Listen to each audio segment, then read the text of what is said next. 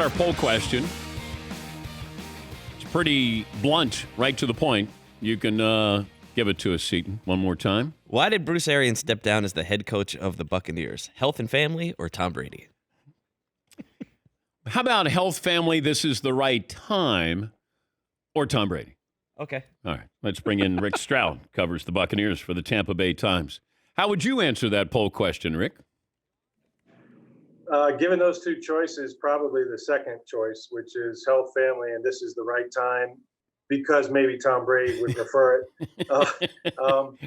Listen, I don't believe in coincidences, and I know, there's a lot of truth, and Bruce is very magnanimous here, but to just hand over a Super Bowl ready team upon learning that Tom Brady is unretiring doesn't exactly pass the smell test for me. He seemed willing to coach Kyle Trask and Blaine Gabbert, for God's sakes.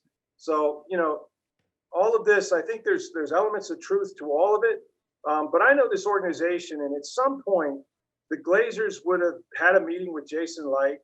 We know how influential Tom is. I don't think this is totally on him. But they would have wanted to know what the succession plan was. Look, he's going to be 70 October 3rd. He wasn't going to coach forever.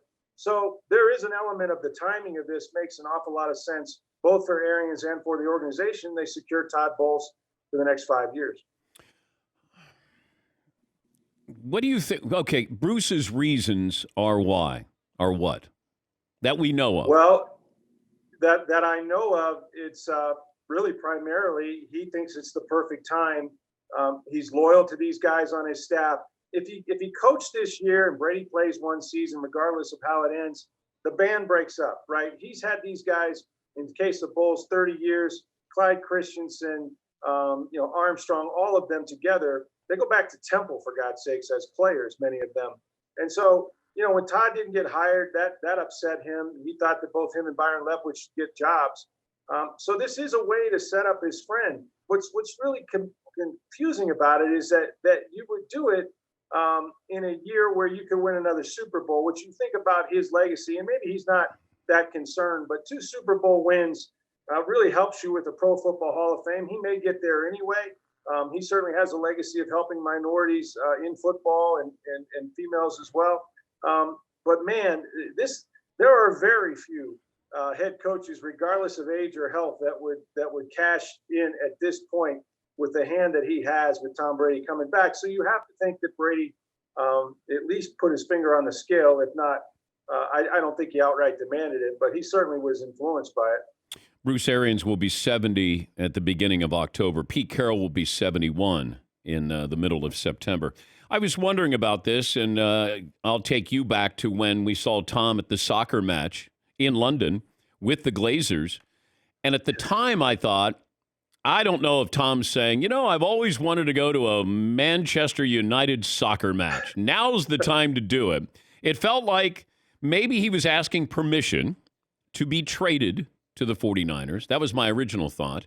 And then the other part was, is he asking or saying, I'd like to come back, and then asking for some things when he comes back, not thinking that he'd be asking for Todd Bowles to be elevated into the head coaching position. What did you make of that meeting? What do you think happened at that meeting, and did it have an impact on what happened yesterday?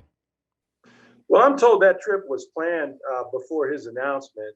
But again, we'd be naive to not think there was a reason he wanted to be with the Glazers. The timing, was the day before he made the announcement on the eve of free agency. He would have had to have told them, and he did in fact tell them long before that, at least a few days before the announcement, that he wanted to come back.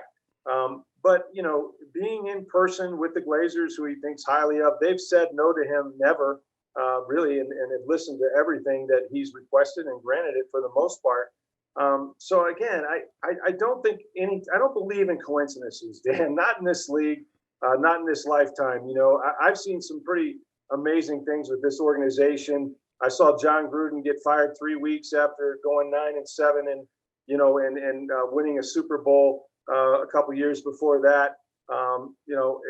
It just never ceases to amaze me. But Tom Brady would have had to have had at the very least, would have granted his wish that this is okay with him, if not more than okay. So I think everybody kind of wins here in a way. Bruce Arians gets to stay around the organization. He gets to drive his golf cart around practice and help out wherever he can. And Todd Bowles gets to be a head coach. So I think they're all pretty happy with that result. But come on now, we know Tom Brady's impact and influence on this organization. I was also wondering that you got Todd Bowles getting another chance. He was the Jets head coach. Tom has a great relationship with Byron Leftwich, his offensive coordinator, whatever his title is. Why not get him promoted to head coach instead of Todd? Well, again, you mentioned he does have a good grasp and a good relationship with Byron Leftwich, but he also would know whether Byron Leftwich is ready to be a head coach. Again, if you're talking about Tom Brady's influence and input, if you ask Tom Brady, I would assume he would tell you that Byron probably isn't there yet. I mean, they've had to work through a lot of things as an offensive coordinator. I think Byron would tell you he's learned an awful lot of football from Tom Brady, who's done a good portion of the game planning. Those two have worked together. Bruce was not really part of that structure in as much as it was his offense, but those two are really the ones that have put this thing together offensively to make it Brady's offense. So I think Tom would know that of the two guys that were sitting in front of him, that Todd Bowles, who has been a head coach, he's watched his defense, that he's much more prepared at this juncture, at least, to lead his team to a Super Bowl. Look, this other thing I want to mention is that the timing is bad, but remember, Tony Dungy did this too with Jim Caldwell. You know, Tony Dungy had a Super Bowl team. It was the same guy, Peyton Manning. He walked away, and Jim Caldwell was a coach in waiting. They went to a Super Bowl. They didn't win it. So Tony Dungy wanted to leave his team and his coach in the best position possible. So it's not unprecedented with a guy that worked right here in Tampa. It'll get even wilder. The only way this gets stranger, if Antonio Brown comes back for the Buccaneers. That's it. I was also wondering, what is it that you think that Brady maybe didn't want Bruce Arians to let's just maybe it's not being fair to the situation, but the hypothetical of why Tom wouldn't want Bruce Arians as his head coach anymore? That's a tough one for me because I think him and Tom, from what we could see, had a good relationship. Maybe he would require a more hands-on guy. You know, I mean, look, Bruce was a CEO head coach here in Tampa Bay. He did not sit in on every meeting. He did not stay until midnight, to say the very least. Some details were probably, left to pass without being taken care of, especially on offense. And, look who he played for, Bill Belichick, who is an absolute control freak. Bruce was not at that point in his career. He was not going to do those things here in Tampa. He mentioned he might call plays a little bit during the offseason, but that really wasn't anything he was interested in. And so I think that, Brady would probably was probably surprised by Bruce's lack of input at times.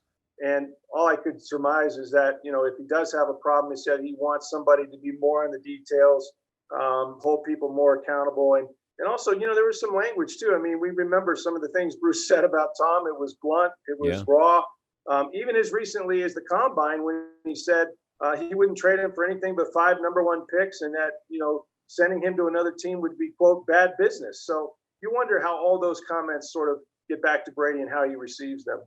We had Bruce on December 14th last year, and we discussed retirement. This is how it went. Who retires first, you or him? That's a good one. We'll have to wait and see on that one. Wait, how about a package deal? Yeah, that might be a good way to ride out together. It made sense. And then I'm just joking because I didn't have any idea, but I just thought, okay, how long's Tom play? How long is Bruce coach? And I never would have thought that Tom would be playing longer than Bruce would be coaching. Well, I mean, technically Tom retired first, then he unretired, then Bruce unretired, and maybe Bruce will unretire. I don't know what retirement means for anybody anymore. You'll have to get an answer to that one. But yeah, it is really interesting that it played out the way it did.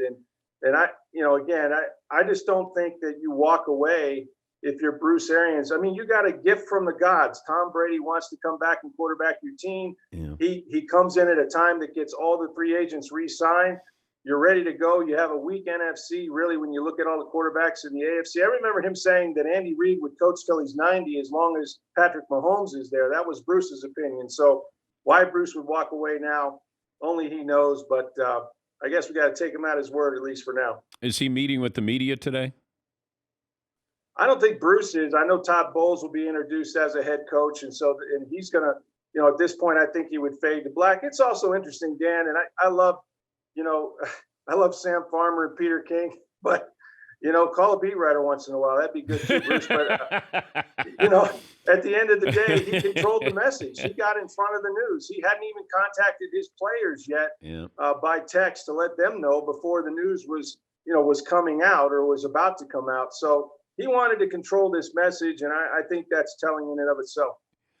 Is that your first question for Bruce when you see him at a press conference? Why didn't you give me the scoop? Absolutely. I thought we had a good relationship. I don't take a back seat to those guys, but hey, I'm just there every day. So not that I'm bitter, Dan. Not in this business. You can't be bitter. You can't be bitter. You got to be better. There you go. Thank you, Rick. Great to talk to you again. Good seeing you, Dan. That's Rick Stroud, covers the Bucs for the Tampa Bay Times, host of Sports Day Tampa Bay podcast.